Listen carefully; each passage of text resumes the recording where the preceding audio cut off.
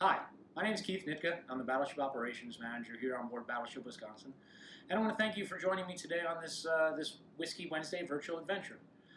As you all know, I like to have former shipmates of mine come on board and talk about what it is that they did when they were on board Battleship Wisconsin. And today I have with me Bob Gerhartz. Bob was the captain's cook on board Battleship Wisconsin for a period of time. He did serve all three captains in the last commissioning period, and I just wanted to pick his brain a little bit about what it is exactly that it meant to be the captain's cook, because it certainly isn't a job for everybody that's a mess specialist in the Navy. It's a rare breed. The one thing that I found rather interesting from talking to Bob over the years, because we've known each other for quite some time now, if you saw the movie Battleship, he definitely is not the Steven Seagal character type. But that wasn't a prerequisite. But a lot of the other stuff Bob's going to tell you about is really fascinating stuff. So Bob, thank you very much for being with me today, and welcome home. Well, thank you, Welcome Keith. home. It's a pleasure to be here. I always enjoy coming here. Been here several times. Yep. Thank you. Yep, thank you very much. So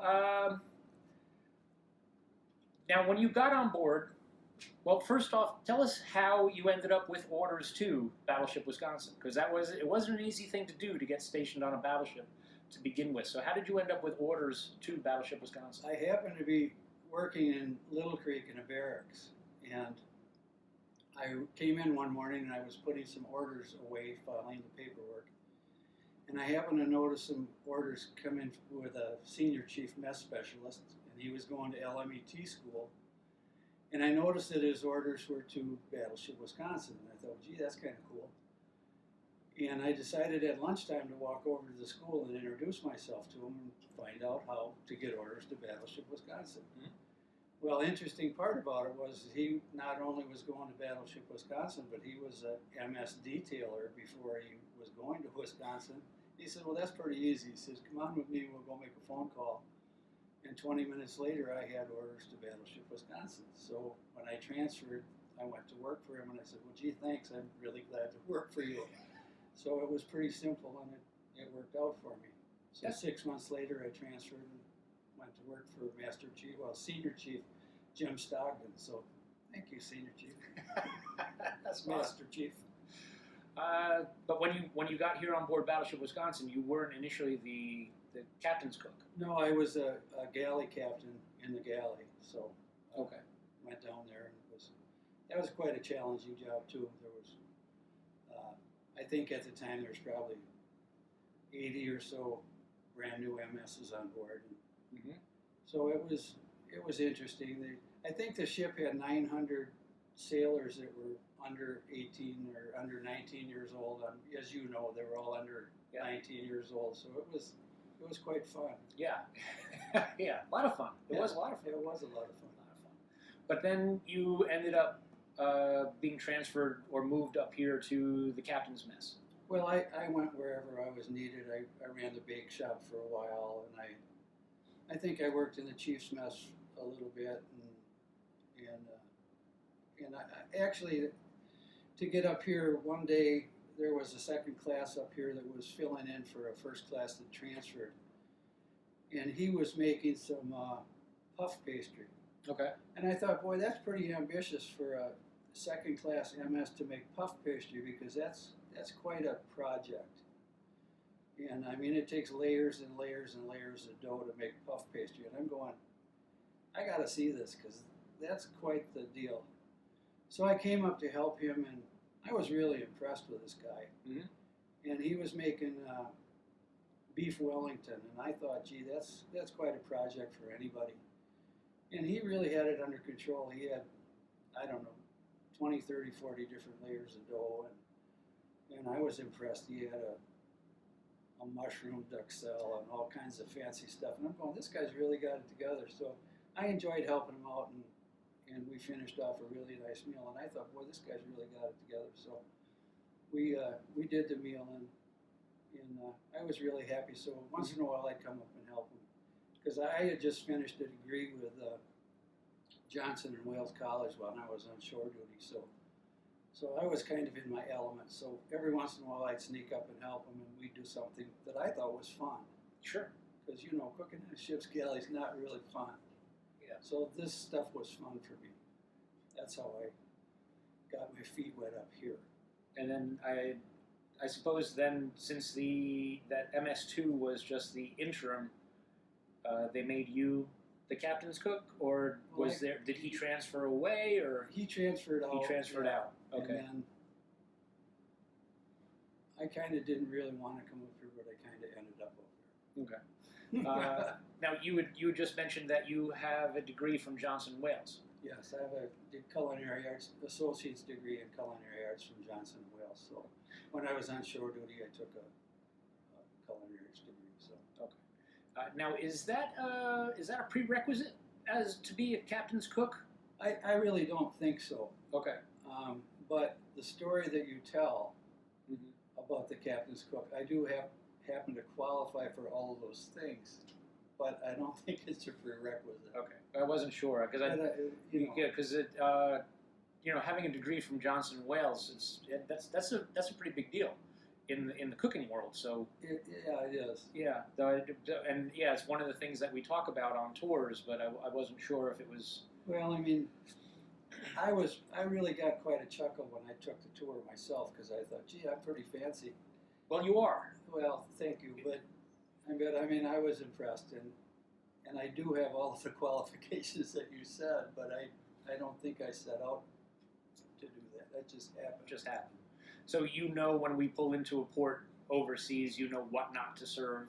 Oh yeah. And and all that stuff, and then you know when to blend into the bulkhead, so to speak, when you've got important people sitting around the table here. Absolutely. Yeah. You know when to speak and when not to speak and things like that. Yes.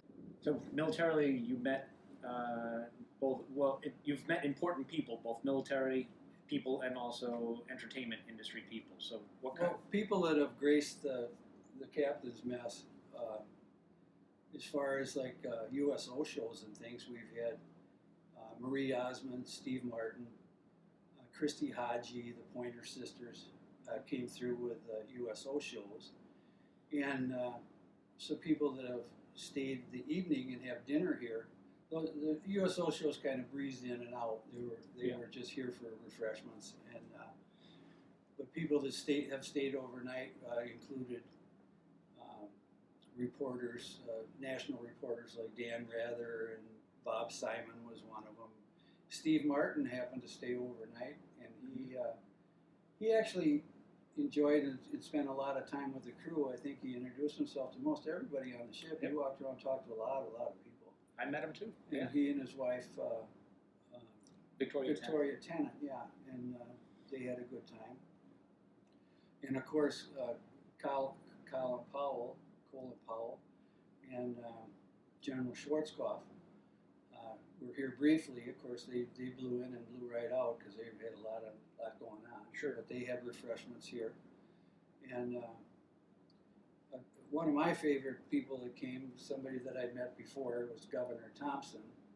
He was a governor that everybody in Wisconsin kind of knew. He was a hometown kind of guy, and he was from a couple towns from where I lived, so I had met him before. Okay. And he was just a good old boy kind of person. So he was here, and he stayed on board from Norfolk to Fleet Week. He went with us to Fleet Week, and he was fun. He stayed 3 nights. Yeah. And that was a pretty good time. So that was kind of our dignitaries kind of thing. So. Okay. So one of the things that I understand about the different captains is Captain Blesh specifically, the pre-com captain, the captain that got us through Desert Shield. He was a very light eater. Is that correct? Well, actually, all of them really watched their intake. I mean, they primarily did a lot of paperwork and things, and then on the bridge they didn't really have a lot of moving around and running around and stuff. Right. So yeah, they all were very, very careful about what they ate, and for the most part, a lot of times they just have a sandwich for lunch. Mm-hmm. And then, but dinner time, they always had a nice dinner, and they always had, especially underway, of course, a lot of times at dinner time in port, they didn't eat here, they went home. But Sure. dinner underway, the captains always had guests, and they were generally, they invited 11 guests. And some of the captains invited specific guests. Most of the time, captain would say invite 11 people, and I would invite 11 people. And, This is ship's crew. well, generally officers, but occasionally they'd say invite 6, invite 11 chiefs or invite 11 whatever, Okay. or a specific 11 people. Mm-hmm. But generally it was officers. So that's how it would work, and I would make 11 placards for each place setting, and there would be a double-sided or several meal cards that showed what the progression would be of the meal and Sure. what was on the menu. So, and then it would be a linen tablecloth, cloth napkins, and the standard silver setting with dessert plate, bread plate, formal setting. Mhm. And then there were a couple young MSs that would help out, and they would actually serve the meal. Sure. The Wow. Okay. the whole 9 yards. It was very nice, very elegant. I actually baked all of the breads and things, and so there was usually either a fresh dinner roll, or I got a fancy little Wilton pan, and I'd make individual little loaves of bread for each place setting. So on the bread plate there'd be a miniature loaf of bread, or so it was quite nice. And a lot of times we would serve like a nice German mineral water or something with it, something different. Okay. And it was generally pretty simple, just pretty much comfort kind of food. Mm-hmm. Unless it was like an ambassador kind of meal, or a meal for in the Gulf. Mm-hmm. I had kind of like a go-to type meal. Sure. That was. I seem to recall gazpacho was the very first. Well, yeah, part it of was a gazpacho was the start out thing because it was pretty warm over there, so it was a cold soup. Mm-hmm. And then I came up with a Wisconsin themed dinner, or lunch or dinner, but I served the same thing when we did that. It was a cheese souffle, and I did it in a small ceramic ramekin, and I put a little collar in there to give it a little lift. Mm-hmm. So the souffle would come up and it would look like a little nuclear bomb, and it was really kind of cool looking. So it would come up and it would do the souffle like this, and then you just take the collar off and it would look at it and be like, oh, where did that come from? It was pretty neat looking. And then I'd have a little salad on the side, and of course salad was hard to get, so I would just do like a small cucumber and onion salad, and like I say, a little loaf of bread, and pretty simple, but a kind of cool, generally a cool kind of summertime type thing. Sure. And then Captain Bill loved ice cream, so I'd do like a little, like an apple crisp or something with just some ice cream on it, Mm-hmm. and that would be pretty much it. So, but it was simple, and sometimes the souffle worked great, and sometimes the souffle is either really a cool thing or really not. And but he was very gracious. He was a very gracious person. Uh-huh. And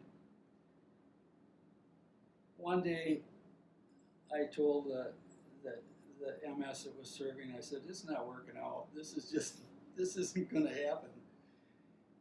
And Captain Bill was very gracious, and he said, "That's fine. Just start over." And I thought, well, just going to start over. And he's just very elegant, and we started over, and everything was just fine. Yeah. So I was very happy then. Right. So Yeah. but anyway, Yeah, I would think. making a souffle at sea level is not the easiest thing in the world. Well, yeah, I was gonna say doing it in a five-star restaurant would be one thing. You working with that galley that you've got to work with. The galley in our motorhome is bigger than that. So Yeah. Now I understand that, of course, the officers. Let me back that up. The enlisted crew does not pay for their meals that we get on board the ship, but the officers have to pay for their meals. The captain pays for the meal as well, the meal that you're preparing for him here on board the ship. If you're feeding foreign dignitaries, like we go into Bahrain and we have the ambassador or something like that, he comes on board and eats with the captain. Who's paying that? well, the captain pays for every meal that is served on this table. Okay, so it doesn't matter who eats it. The It doesn't matter who Really? eats on this table. If he invites you as a guest, the captain pays for the meals that are on this table. An additional duty of mine not only is ordering the food for the pantry, Mhm. it's also keeping track of what goes through here and getting it paid for, and essentially billing the captain. And now there are MSs and people that eat here. Well, we get a stipend from the funds. Ours is covered, Sure. and it goes into the captain's mess. But the captain pays for everybody that he invites to eat here. Okay. So that all, I mean, and I was the mess treasurer also. So that is part of my duty, is to figure out how to pay for the things that I buy for the pantry, Mm-hmm. figure out who eats here and how it all gets disseminated and who pays for what and all of that kind of thing. So, but the captain does pay for everybody that eats in his mess. Okay. And then, so what you're preparing for the captain is a combination of food that you've purchased, but also food that comes on board that goes through We the buy regular through galley. the system, through the galley, Mm-hmm. buy from the food chain, Right. as you will, and I buy.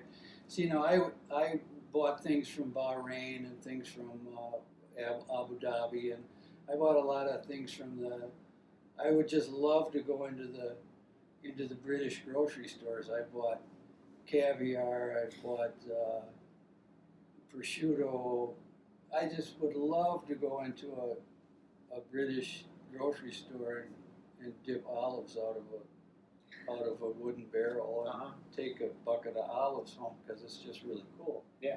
With a culinary background, it's really fun to peruse something like that. Yeah, sure. So, I mean, I had a really good time shopping in a grocery store in Abu Dhabi. It was kind of, what is that? Right. So it was fun. Okay. And you mentioned before about doing place settings for the 11 guests. You did calligraphy work. Well, I did the placards and the menu cards, and did calligraphy work. And another thing I was going to tell you is, like my junior MSs, I would buy books at some of the stores and buy books on like napkin folding and stuff, and they'd have little contests of who could do the coolest napkin fold, or who could carve the best tomato rose, and things like that. But Sure. when you know as well as I do, when you're at sea, something like that is, well, I did a better tomato rose than you did. Well, big deal. But I mean, it's Yeah. But at sea, it's something cool. Yes. Yeah, absolutely. So- Your bragging rights. Or I made a better, delicious apple swan than you did. So, but things like that are important, and people do appreciate. They appreciated eating here. They enjoyed it. Yeah, I have to imagine. I was never afforded the opportunity, but I can only imagine that. Talking to you and listening to the stories, I can only imagine We had a lot of fun. Yeah. And, Yeah, that was the good thing about being a Battleship Wisconsin sailor. Everybody had a lot of fun. Everybody had a lot of fun with the job that they had to do. I have a lot of people on Facebook that you'd be surprised 30 years later how many people remember a cinnamon roll here or a cinnamon roll there. well, you know. It's important. Yeah, yeah, absolutely. Absolutely. So the last question I have for you, actually, I don't know if you remember, of course, because it was over 30 years ago now in some cases, and there were 3 captains. But do you recall, so like Captain Blesh, Captain Bill, and Captain Vandershoff, do you recall what their favorite meal was? Oh gosh. Captain Bill used to like. I would go on Liberty, and I'd come back and like in St. Thomas, and I'd come back and there'd be a sink full of grouper in there. Okay. And Captain Bill would love fresh grouper with brown butter and almonds. And that's one that sticks in my mind, only because I had to clean fish. but he'd love it, you know. Yeah. And that was okay because he liked it, you know. And fresh fish is good. Yeah. Yeah. Absolutely. But you know, coming back off of Liberty to a sink full of big fish that somebody caught on the fantail, and it's, you know, it's just a memory that you don't forget. No, not at all. Thank you, Bob. Thank you You're very very much for your help today. Thank you. Thank It you. was fun. Yeah. My grandkids will laugh at this someday, so That's good. that's what That's this is good. about. Yeah. Absolutely. So, thank you very much for joining us today.